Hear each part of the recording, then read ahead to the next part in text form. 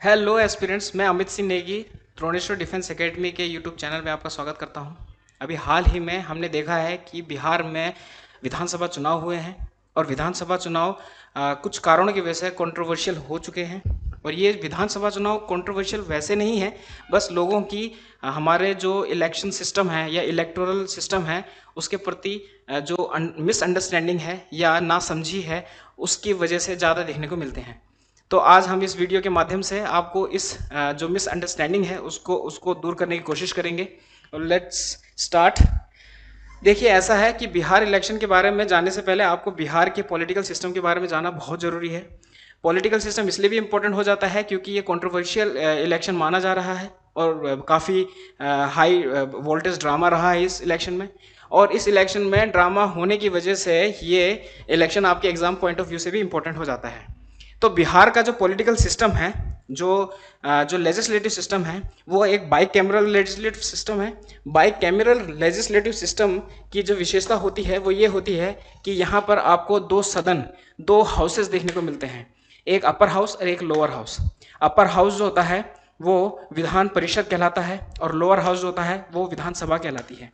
ठीक है, हमारे देश में जो अभी 6 ऐसे स्टेट है जहां हमें बाई कैमरल इलेक्शन सिस्टम देखने को बाई कैमरल सिस्टम देखने को मिलता है, लेजिस्लेटिव सिस्टम। और इस सिस्टम के तहत आने वाले जो राज्य हैं वो है आंध्रा, तेलंगाना, बिहार, कर्नाटका, महाराष्ट्र एंड उत्तर प्रदेश। अभी तक जम्मू कश्मीर भी 2019 तक बाई कैमरल सिस्टम को ही फॉलो करता था, लेकिन जब से वो एक यूनियन टेरिटरी बन गया है उसके बाद से वहाँ पर अभी single electoral system legislative system ही देखने को मिलता है।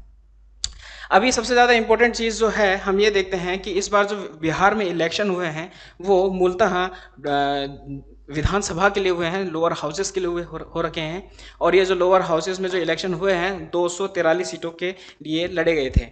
ठीक है, और अपर हाउसेस के लिए जो है वो डायरेक्टली इलेक्शन नहीं होते हैं, वहाँ आम जनता पार्टिसिपेशन नहीं देती है।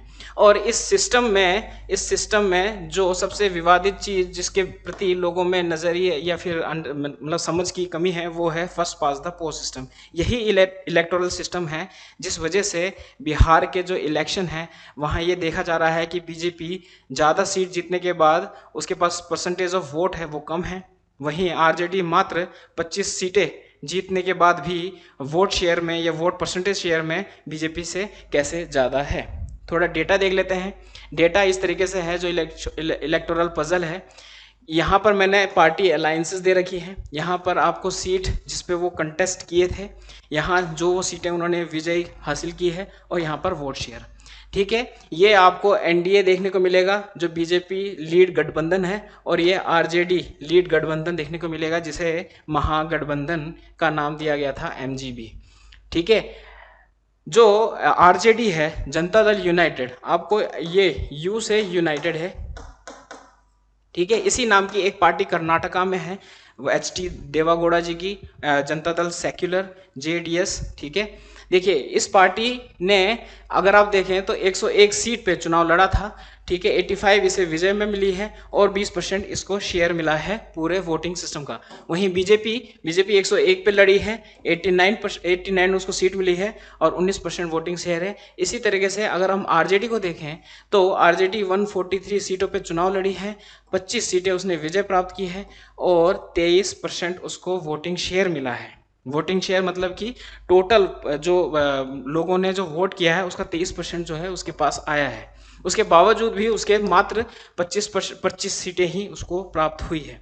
इसमें सबसे बड़ा डिफरेंस जो आपको देखने को मिलेगा ना, वो तो यही देखने को मिल जाएगा कि 101 सीटें मात्र लड़ने के बाद इतनी सीटें विजय हुई है, वहीं इसने 42 अतिरिक्त सीटें जो बीजेपी या फिर जेडीयू से लड़ी हैं उन सीटों में भी इसको जो वोट मिला है उसका परसेंटेज भी इसमें ऐड किया गया है। तो अब हम देखते हैं थोड़ा सा इसका डेटा, ये किस वजह से सुर्खियों में बन जाता है। देखिए, इसका जो मेन कारण जो रहा है वो रहा है हमारा जो इलेक्टोरल सिस्टम है, first pass the post system, पहले आओ पहले पाओ कहते हैं इसको। इसमें ऐसा है कि अगर एक व्यक्ति चुनाव लड़ा है और उसे किसी ओपोजिशन वाले व्यक्ति से मात्र एक सीट भी ज़्यादा मिली है तो वो विजय घोषित किया जाएगा, भले ही उसको वोटिंग परसेंटेज कितना भी मिला हो। इसको ऐसे देख सकते हैं कि देखिए मेजोरिटी जो होती है, मैथमेटिकली मेजोरिटी किसे कहते हैं? मेजोरिटी कहते हैं 50+1% हासिल करने वाले बंदे को, यानी कि जिसने 50% से एक ज़्यादा हासिल किया हो, उसे कहते हैं मेजोरिटी। लेकिन यहाँ पर आपको मेजोरिटी नहीं देखने को मिलेगी, यहाँ आपको ये देखने को मिलेगा कि किसी बंदे ने अगर अपने ओपोजिशन से एक वोट भी एक्स्ट्रा हासिल किया है तो वह विजयी कहलाएगा। इसे इस कैलकुलेशन से समझ सकते हैं हम। सपोज देखिए हमने 3 जगह पर चुनाव लड़ा बीजेपी ने और आरजेडी ने।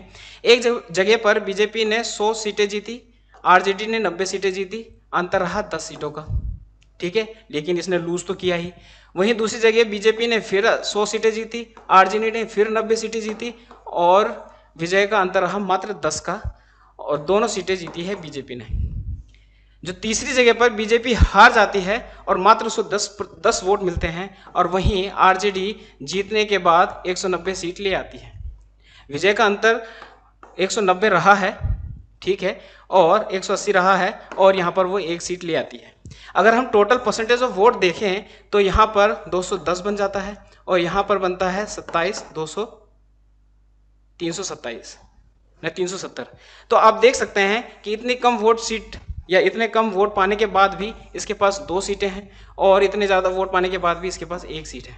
इसका सीधा सीधा अर्थ ये है कि यहाँ मेजोरिटी मैटर नहीं करती है, यहाँ मैटर करता है कि आप कितने वोट के साथ इस इलेक्शन को जीतते हैं, यानी कि वोट अंतर के साथ। इसीलिए इस सिस्टम को first pass the post system कहते हैं कि जो सबसे ज़्यादा हासिल वोट कर लेता है उसे विजय घोषित कर दिया जाता है, चाहे उसे पूर्ण बहुमत या पूर्ण मेजोरिटी मिली हो या ना मिली हो।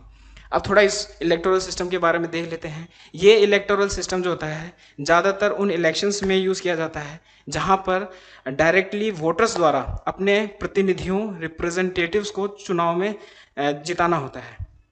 अगर आप भारत में राष्ट्रपति उपराष्ट्रपति के चुनाव की बात करें तो इनके चुनाव में इस तरह के वोटर सिस्टम यूज़ नहीं किया जाता है, क्योंकि वहाँ पर एज ए वोटर हम लोग उनको नहीं चुनते हैं, ठीक है।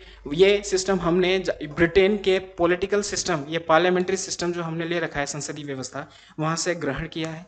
इस तरीके के जो सिस्टम है दुनिया के बहुत सारे देशों में देखने को मिलता है। भारत ही नहीं, ये ब्रिटेन हो गया, कनाडा हो गया, यूएसए हो गया, यहाँ तक कि अमेरिका में भी देखने को मिलता है। परंतु अमेरिका एक प्रेसिडेंशियल इलेक्शन सिस्टम को फॉलो करती है। उस इलेक्शन सिस्टम में प्रेसिडेंट एंड वाइस प्रेसिडेंट जो होता है वो इनडायरेक्टली चुने जाते हैं। किनके द्वारा? इलेक्टोरल्स के द्वारा या प्रतिनिधियों के द्वारा। उन प्रतिनिधियों का चुनाव जो होता है first pass the post system, इसी इलेक्शन सिस्टम के द्वारा किया जाता है। तो जैसे कि मैंने आपको बताया कि first pass the post system में वोट जीतने वाले मात्र एक वोट जीतने वाले व्यक्ति भी विजय घोषित किया जाता है, भले ही उसे कितना भी % शेयर मिला हो, ठीक है। अब हम देखते हैं थोड़ा सा इसके बारे में कि इसके हमारे पास क्या लाभ हैं, क्या खामियां हैं। तो पहला लाभ जो है ये सरल है, समझने में आसान है, और इलेक्टोरल सिस्टम में जो इलेक्शन कराने वाली जो व्यवस्थाएं हैं, संस्थाएं हैं, उनके लिए ये बहुत आसान हो जाता है कि जो व्यक्ति जीत गया है उसे हम विजय घोषित कर देते हैं। इनमें परसेंटेज के जो मैथमेटिकल जो कैलकुलेशन का जो वो होता है, क्या बोलते हैं उसको, मतलब जो कमियां होती हैं उससे बच जाता है। अब हम देखते हैं कि ये एक स्ट्रॉन्ग अकाउंटेबिलिटी भी डिसाइड करता है। जैसे कि अगर कोई व्यक्ति इलेक्शन जीत के आया हुआ है, भले उसे कितना भी वोट शेयर मिला हो, लेकिन उसकी अकाउंटेबिलिटी जो होती है वो अपने मतदाता के प्रति निश्चित होती है। ये 2 पार्टी टेंडेंसी को प्रमोट करता है। आप देख सकते हैं कि हमने यहाँ पर पीछे वाले स्लाइड में कि यहाँ पर जो है आप देख सकते हैं कि बीजेपी और जेडीयू और आरजेडी जो है वो क्लियरली मेजोरिटी में या बहुमत में देखने को मिलती है, और साथ ही ये स्थिर गवर्नमेंट के फॉर्मेशन में भी आसानी लाता है।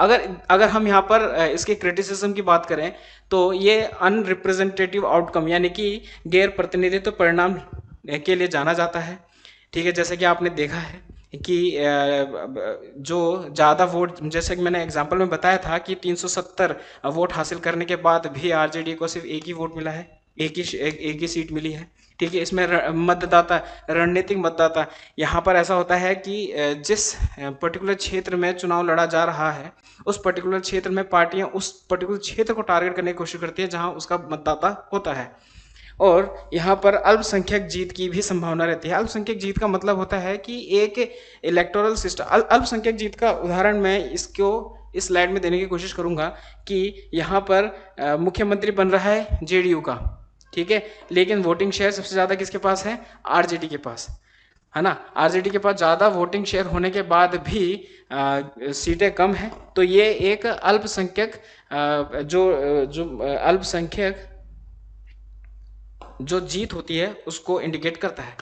तो इसी के साथ हमारा ये जो आपको अंडरस्टैंड कराने का कि भारत में first pass the post system किस तरीके से काम करता है, और ये जो इलेक्टोरल कंट्रोवर्सी हमारे सामने बिहार इलेक्शन की आई है, ये आपको समझाने की हमने एक छोटा सा प्रयास किया है। आप हमें अपने कमेंट सेक्शन में बताइए कि आपको हमारा ये प्रयास कैसा लगा, और इस तरीके के और वीडियोस के लिए हमें लाइक, शेयर एंड सब्सक्राइब जरूर कीजिएगा। धन्यवाद।